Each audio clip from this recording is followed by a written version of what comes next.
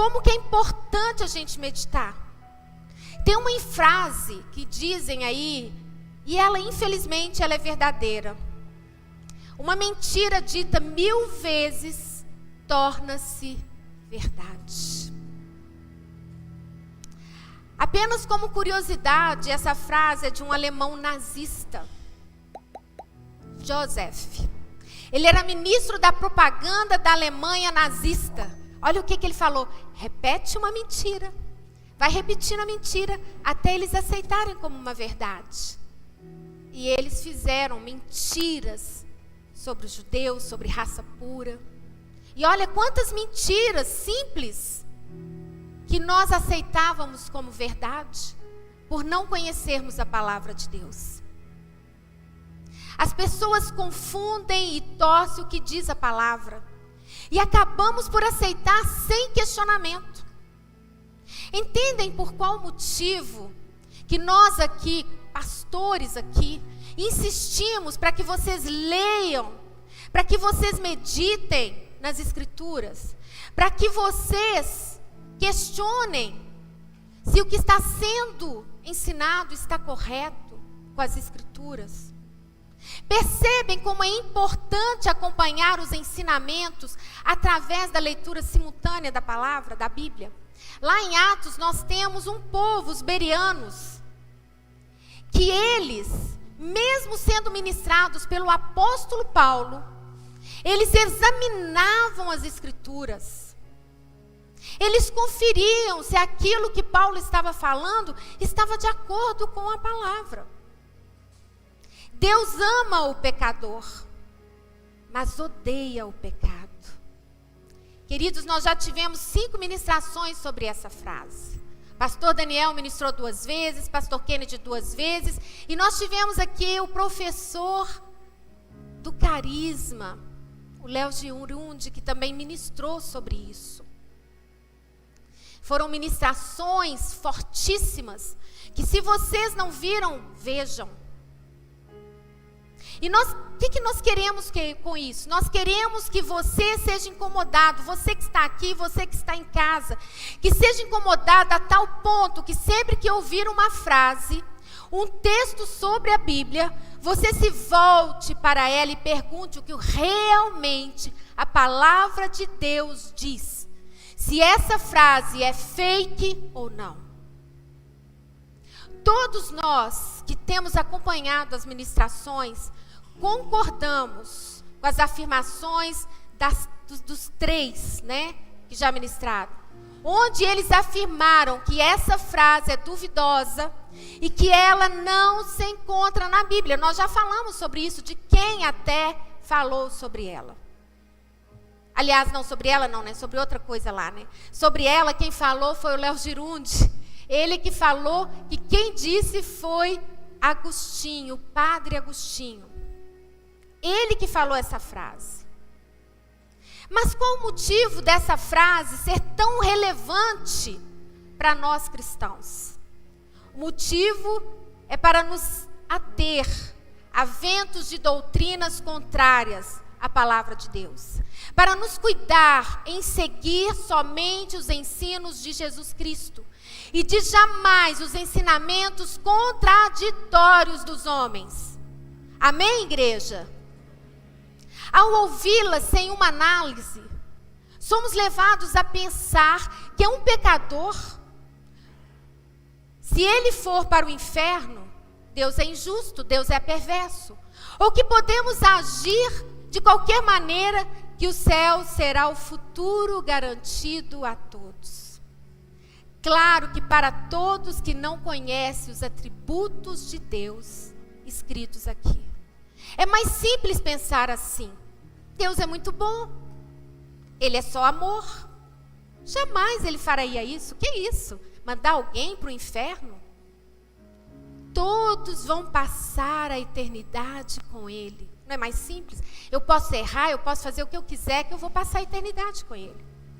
Vocês já foram em algum velório, aonde vocês conheciam aquela pessoa que está ali deitadinha, quietinha, que não pode mexer? Vocês já foram em algum velório em que as famílias, os familiares falavam mal daquela pessoa, diziam: esse homem não presta, ou essa mulher, é isso, é aquilo, tal. Falava com você sobre isso, mas aí no dia do enterro, é um santo.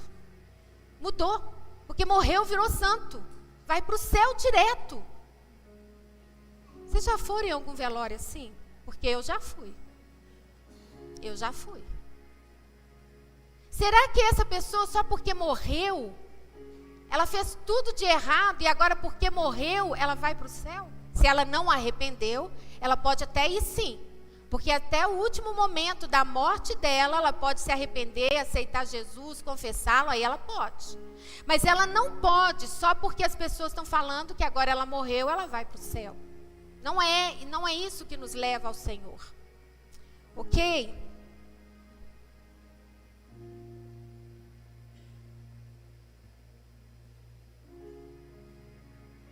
Na verdade, queridos, Deus é amor.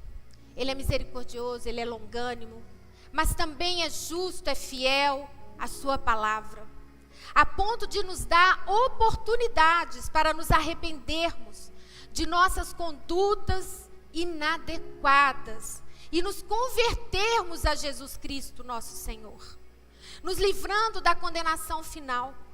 Porém, a escolha cabe a cada um de nós. Pois se o arrependimento não acontecer, o castigo eterno virá. Isso é o que a Bíblia nos diz. Não é o que eu, pastor Kennedy, pastor Daniel, pastor Denis, qualquer um de nós possa falar. E eu gostaria que agora nós pudéssemos abrir a nossa Bíblia em Mateus 25.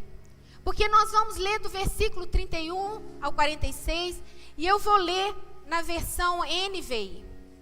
O capítulo 25, ele dá continuidade ao capítulo 24, onde Jesus está no Monte das Oliveiras.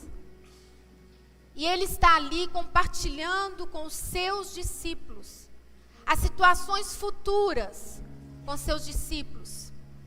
E quando ele inicia o capítulo 25, ele fala da parábola das 10 virgens.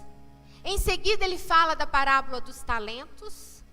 E logo após, o grande julgamento.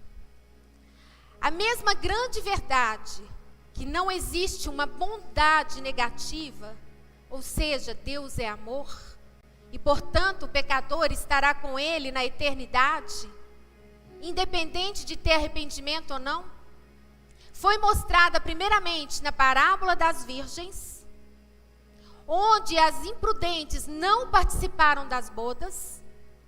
Na parábola ainda mais clara dos servos, que receberam os talentos, mostra com clareza o que acontece o servo inútil. Ele será lançado nas trevas.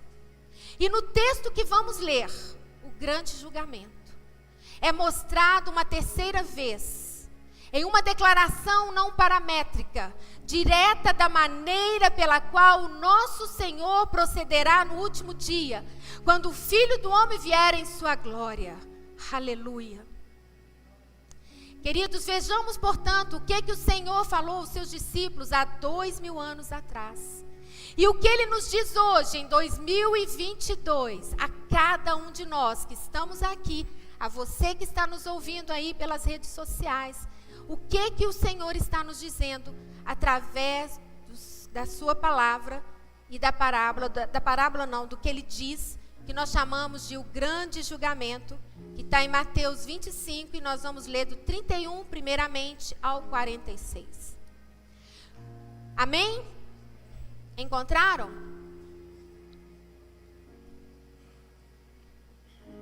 Quando o Filho do Homem vier em sua glória, isso é Jesus falando com os seus discípulos, e receba essa palavra para você agora, porque é Ele. E queridos, eu quero falar uma coisa aqui antes de ler.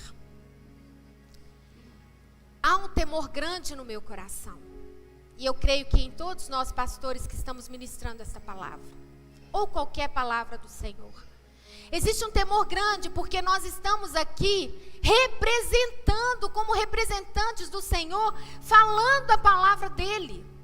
Ai de nós se não falarmos corretamente. E essa palavra, ela é ministrada a mim primeiramente.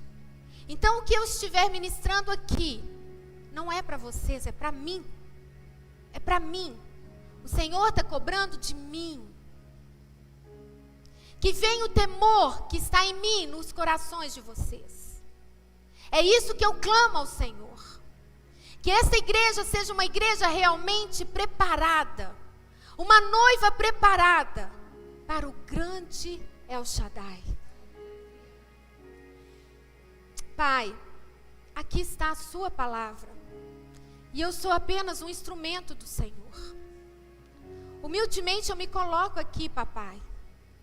Para que não seja eu, mas o teu Espírito através de mim. E Espírito Santo é o Senhor que nos convence. É o Senhor que fala aos nossos corações. Que o Senhor possa tocar o coração de cada pessoa aqui. Daqueles que estão ouvindo em casa, daqueles que vão ouvir depois.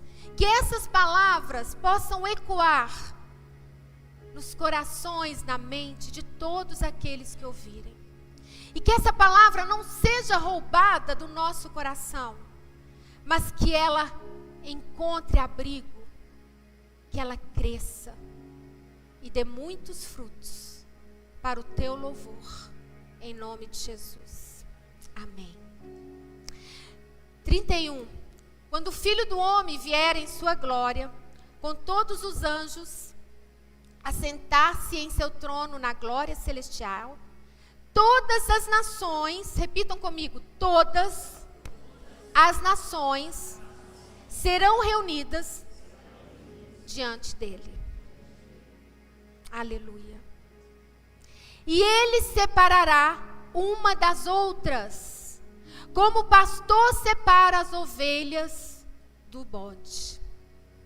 E colocará as ovelhas à sua direita e os bodes à sua esquerda. Então o rei dirá aos que estiverem à sua direita: venham, benditos de meu Pai. Recebam como herança o reino que lhes foi preparado desde a criação do mundo. Queridos, nestes versículos, o Senhor Jesus deixa claro que irá acontecer no futuro com todos os seres humanos.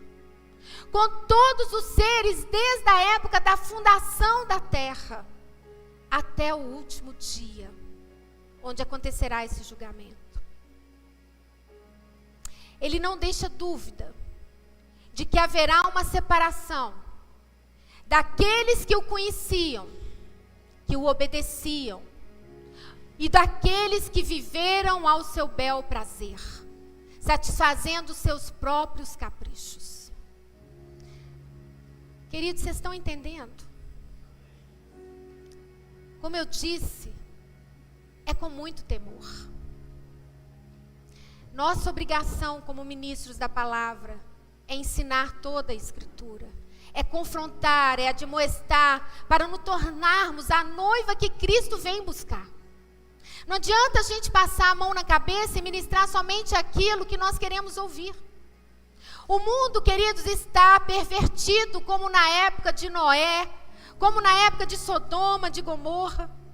O que até pouco tempo era certo, hoje é errado. O que era errado, hoje é certo. E nós, cada um de nós, precisamos entender isso. Saber que a porta que leva a Deus é estreita e a da perdição é larga. Nós precisamos nos cuidar, vigiar, não se contaminar. E queridos, não se iludam. Tem pessoas próximas de você que já estão contaminadas e que pensam que está tudo bem. Se se denominam cristãos, mas está tudo bem. Está tudo bem. Por isso nós precisamos nos cuidar. Nós precisamos manter os nossos olhos na palavra. E continuando a leitura, eu quero continuar a partir do 35. Jesus continua dizendo para aqueles que estão à sua direita. Ele diz: pois eu tive fome e vocês me deram de comer.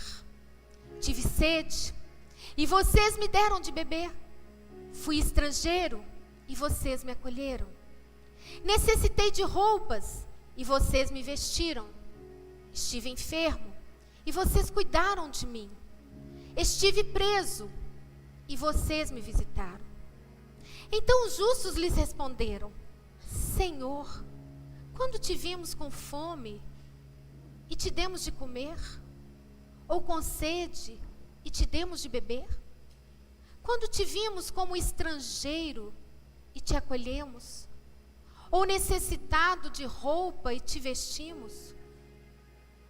Quando te vimos enfermo ou preso e fomos te visitar? O Rei, o nosso Senhor Jesus, responderá: digo-lhes a verdade, o que vocês fizeram a algum dos menores irmãos, a mim o fizeram. Aleluia, aleluia, aleluia. Queridos, nestes versículos, o Senhor Jesus se dirige aos que estão à sua direita, aos benditos de seu Pai, aos justos, a todos os santos, aos separados, os que se separaram para servir ao Senhor, a todos que creram e praticaram a palavra do Senhor, ou seja, os que cuidam das suas famílias, que prezam pelos seus casamentos, que fortalecem os seus casamentos.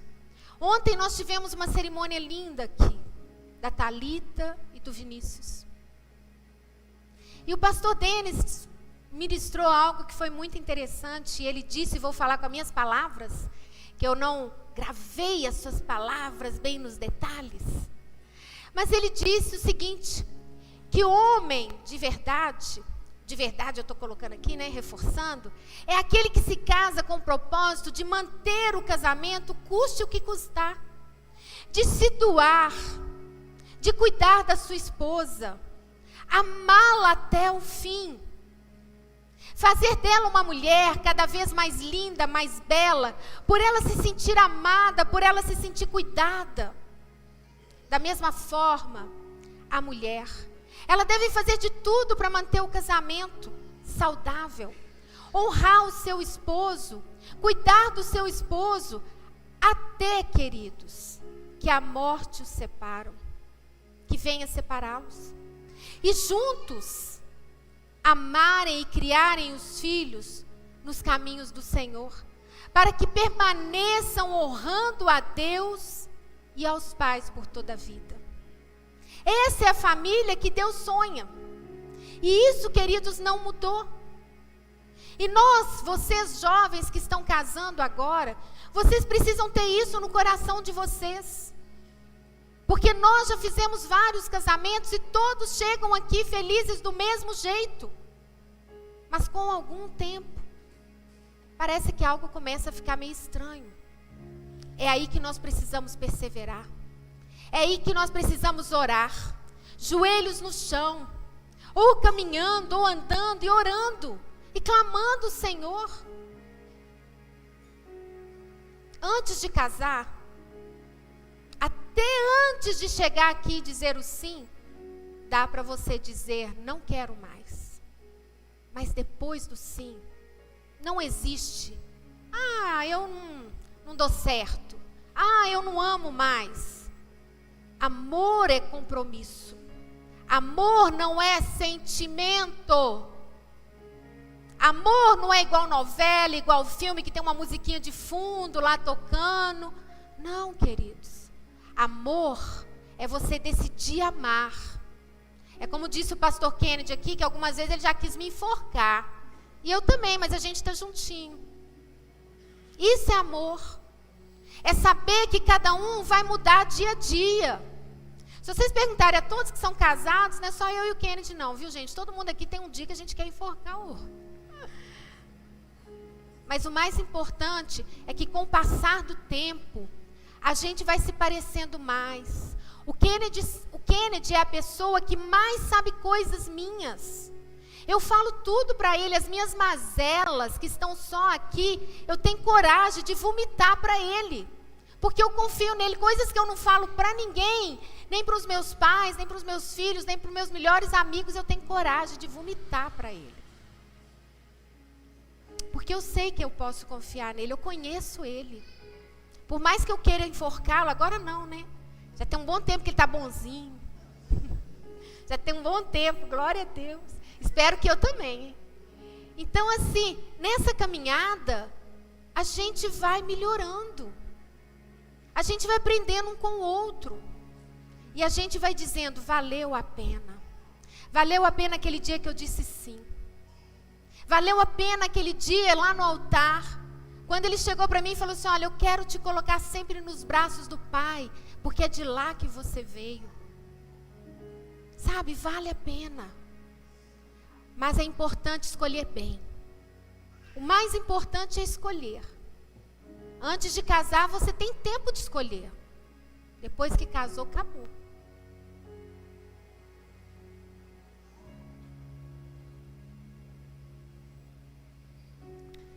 Sabe, Jesus está falando aqui daqueles que amam, que respeitam as outras pessoas, ajudando em tudo que podem, ouvindo, abraçando, abençoando, compartilhando alimentos, compartilhando roupas, servindo o próximo como Jesus fez e nos ensinou. Se você tem fé em Deus, é necessário buscar mais intimidade com o Pai, com Jesus, com o Espírito Santo, através da sua devocional, do seu tempo com Ele, da leitura diária da palavra, com meditação, praticando-a em oração a Deus em nome do nosso Senhor Jesus Cristo, o único que é o nosso intermediário, o nosso mediador. Amém, queridos? E continuando, vamos lá para o versículo 41, 45. Essa parte aqui é muito forte. Essa parte é muito difícil até de falar.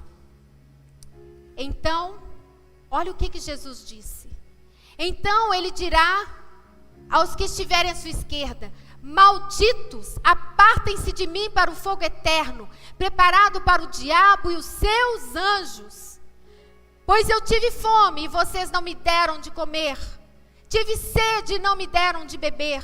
Fui estrangeiro e vocês não me acolheram.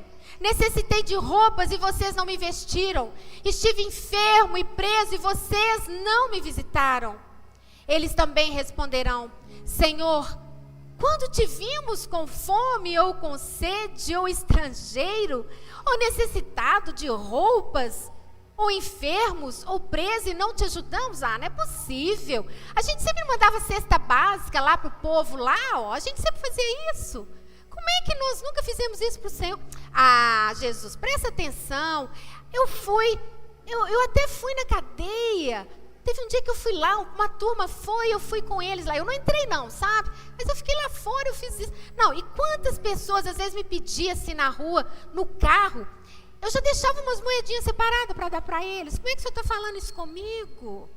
Ah, Jesus, presta atenção. Ele lhe responderá, digo-lhes a verdade. O que vocês deixaram de fazer alguns destes mais pequeninos, também a mim deixaram de fazê-lo. E estes irão para o castigo eterno, mas os justos para a vida eterna. Queridos, nestes versículos, Jesus agora se dirige a quem? Aos que estavam à sua esquerda, aos quais ele chama de malditos. Um nome bem pesado para se dar a um homem. Como um Deus que é só amor pode chamar alguém de maldito? Amaldiçoado? Condenado? Como assim? Primeiramente, temos que entender que amar uma pessoa não significa concordar com as suas escolhas erradas. Segundo, que prova maior de amor do que esta de mostrar o que vai acontecer no futuro com todos os seres humanos? Isso é a maior prova de amor. Ele está mostrando para nós, olha, acorda, acorda. Olha o que vai acontecer, o que está esperando. Ele nos deu o livre-arbítrio de escolher o caminho que quisermos. Queridos, eu mesmo, como mãe, Daniel está aqui de prova, né? Quantas vezes, na minha ignorância, eu interferi na vida dos meus filhos, querendo mudar a rota da escolha deles. Aquilo que eles estavam fazendo, que a meus olhos, eles iam passar por sofrimento, por engano, e eu pensava que estava protegendo, livrando eles da dor. Que engano. Aproveitar e pedir perdão para o Dani. Me perdoa pelas vezes que eu errei. Hoje eu reconheço. Perdão a Ana também. Não está aqui não, mas ela pode ouvir depois, né? Eu errei. E hoje eu vejo que eu errei. Eu não sou Deus. Eu não sou Deus para interferir na vida de ninguém. Eu posso orar. Mas a escolha é de cada um. Jesus, Deus nos deu o livre-arbítrio. Como é que nós não podemos dar o livre-arbítrio também a eles? O sofrimento, a dor, ela causa crescimento, amadurecimento. É como uma lagarta, queridos, que tem que estar ali naquele casulo. É um desconforto total para ela. Dói. É difícil. Mas ela precisa passar por aquele momento para se tornar uma linda borboleta. E todos nós precisamos passar por momentos desafiadores para que possamos crescer e amadurecer. Nós, pais, quando nossos filhos desobedecem, nós os corrigimos. Ensinamos para que possam ser pessoas melhores. Agora cabe a cada um deles escolher o caminho a seguir. E continuaremos a amá-los independente do caminho, mesmo que eles escolham caminhos inadequados à humanidade. Como o caminho do roubo, da prostituição, da desobediência, das drogas, do tráfico, da maledicência, da fofoca. Sabemos que esse caminho trará muito sofrimento a eles. E não somente a eles, mas a todos que os cercam, porque a família inteira sofre junto. Os amigos sofrem. E em consequência, a correção virá. Seja pelos próprios pais, pelo sofrimento que a própria vida os causará, ou pelas as autoridades, como os policiais, os advogados e os juízes. A escolha, queridos, é de cada um. E a consequência também. Assim, queridos, é o El Shaddai, o Emanuel. Ele continua nos amando. Ele continua te amando. E a maior demonstração do seu amor a nós, nesse quesito, é nos mostrar as consequências das nossas escolhas. Nesses versículos, ele mostra o triste fim e o futuro de todos, em todos os tempos, inclusive nos dias de hoje, para aqueles que são desobedientes à sua palavra. Ele mostra o que vai acontecer com todos os homens que não se importam com o próximo, que não ouviram e que não deram importância aos seus ensinamentos, que debocharam, riram, perseguiram, mataram a todos que o seguiam. Quantos têm se levantado contra homens e mulheres que pregam a palavra do Senhor? Quantos? Quantos têm debochado e criticado? Ele fala claramente que o fim deles será o castigo eterno, para o fogo eterno preparado para o diabo e seus anjos. Nas parábolas anteriores, ele fala das trevas, um lugar onde haverá choro e ranger de dentes. Ele é claro. E concluindo, queridos,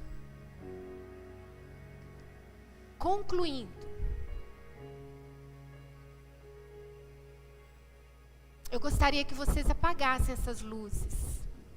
Os diáconos, por favor. E eu quero que vocês se preparem o coração de vocês. Eu quero que vocês leiam aquela frase, que vocês fiquem de pé. E leiam aquela frase ali para mim. Aquela que está ali escrita naquela parede. Podem ler para mim, por favor? Todo mundo junto. Aleluia. De novo. Aqui é um lugar de novos começos. Não importa como você começou a sua vida, nem como você chegou aqui hoje. O importante é que todos os dias que você acorda, Deus está dizendo. Fecha seus olhos e escuta o que Deus está dizendo para você agora. Porque é Ele falando ao seu coração. É Ele falando ao meu. É Ele falando a você que está aí nos ouvindo. Sinta a presença dEle, porque eu sinto a presença dEle aqui. É muito forte a presença do Senhor. E Ele diz para você, como Ele diz para mim: filho, eu te amo. E esperarei por você de braços abertos. Esperando que se arrependa de seus maus caminhos. E hoje eu estou te dando mais uma oportunidade para que você possa me amar. Saiba que as suas lutas são as minhas lutas. As suas guerras são as minhas guerras. E eu estarei sempre junto de você.